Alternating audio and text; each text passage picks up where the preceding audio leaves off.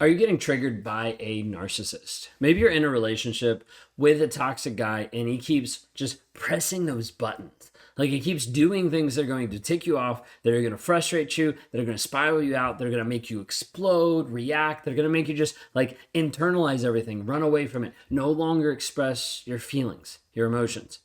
Oftentimes, when you're in a toxic relationship, you're constantly getting triggered. You're constantly getting poked and prodded and pushed in a way that's going to give you a negative reaction, negative response. Is this happening to you?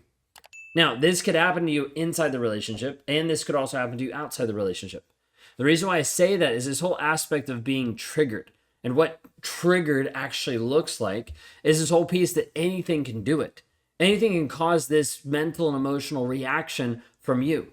You could be out of the relationship and driving down the road and hear a song that reminds you of him. You could pass one of your favorite restaurants or a place that you used to go and be reminded of him and be triggered. It's going to produce this intense emotion, this intense feeling. Sometimes it's anxiety, the stress.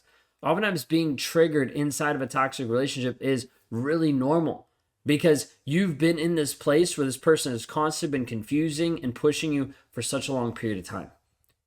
I want to let you know that you don't have to stay triggered. Oftentimes people will stay triggered because they don't actually know how to deal with them. Typically they run from the trigger. They're like, maybe if I avoid it, maybe if I ignore it, it won't be that big of a deal. Maybe if I run away from how I feel about it, maybe if I just don't talk about it, maybe it'll just disappear. And the problem is it doesn't. And typically you might start to sedate from it.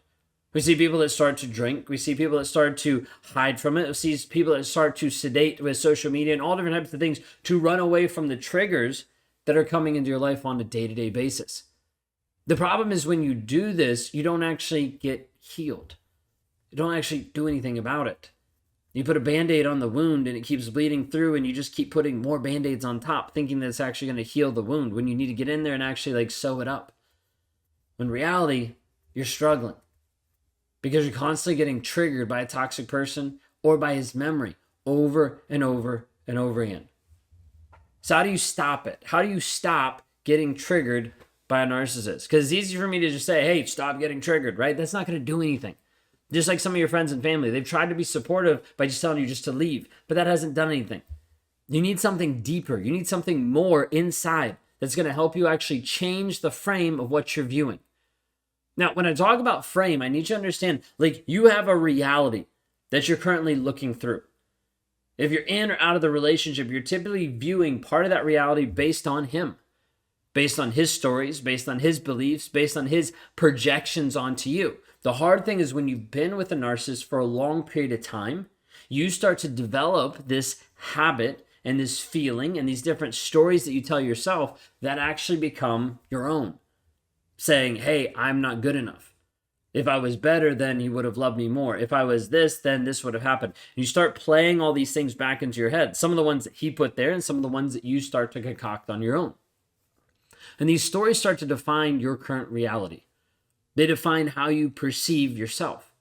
They define how you view the world. They define how you actually move forward in your healing and in your growth. We see this happen all the time where people have a limiting belief. Or other people are like, no, like you're amazing. Like you've done this and this. And they're like, yeah, but I don't think I'm good enough. It's a limiting belief. It's a story that they're telling themselves.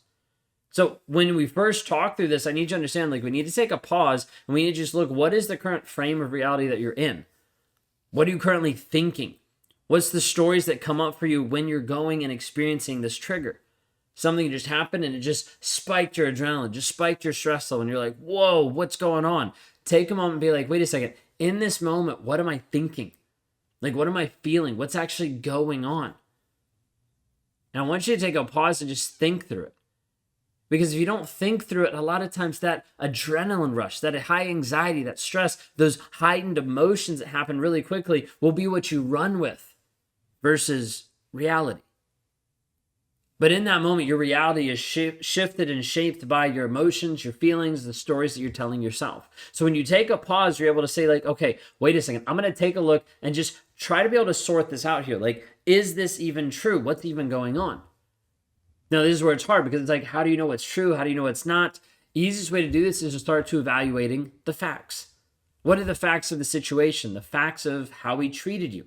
the facts of how he showed up, the facts of what happened on a day-to-day basis inside the relationship. How did he demonstrate that he loved you? He didn't do it by cheating on you. He didn't demonstrate love by not caring about when you brought something up and he wouldn't actually change his behavior. So he shows he didn't care. How did he demonstrate honesty? Well, he was honest half the time, so he didn't really demonstrate honesty, or he omitted different things, so he didn't really demonstrate honesty. This is a piece I need you to understand. We have to look at what are the facts. We have to get very, very crystal clear on the facts of the situation. The facts are the only thing that's going to set you free. Otherwise, you will run off of just your feelings. Your feelings will lead to fiction, will lead to fantasy, not to reality. So we have to take a look at what are the actual facts of the situation so you can start to move forward in this healing process. Then as you look at the facts of the situation, we have to identify, hey, the facts of the situation and the reality that I'm in, the stories I'm telling myself, they don't match. Like they're polar opposites sometimes. The story has to be greatly modified to actually even fit the facts. But you have to understand, we're trying to understand the story based on the facts. We're not trying to understand the facts based on the story. The story in all reality doesn't matter, but the facts are the one defining thing that can actually set you free mentally and emotionally. But we have to take a look at the facts. But this is the hard part because we have to go back and forth with this. It's a struggle. It's this piece where we're like, oh man, I don't really want to believe that. I don't think that's true, but I don't have any evidence. Don't really have any evidence that he loves me because he keeps cheating on me. He keeps lying to me. He keeps doing all these things. I don't have the evidence. Okay, then we can't believe your feelings. We can't believe the story you're telling yourself because it's not true. This is the hard piece. This is the hard reality that people struggle with over and over, but you have to be able to look at what are the facts of the situation. That's the only thing that's actually going to set you free. So as you look at all of this, as you take a pause and look at your frame of reality, as you kind of go back and forth of like, wait a second, what are the triggers? What are the struggles? What are the emotions? What are the facts? And as you struggle with that and you're trying to like, okay, what do I actually need to believe? You have to make a decision. You see, you can't just stand in limbo land. You've been doing that long enough inside the toxic relationship. You then have to make a decision of like, wait a second, the facts say that he doesn't love me. But my feelings say he does love me. What do we believe? At this point, you have to make a choice.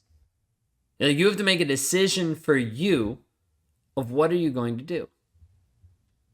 Are you going to believe the fantasy, the fiction, the false reality of your emotions and feelings that have been selling you a different version of the story that's not actually based on truth? Or are you actually going to deal with the facts, the truth of the situation, because that is the only thing that will actually set you free. The facts will set you free. But your ability to be able to understand them and your ability to receive them can oftentimes be the hindrance between freedom and bondage.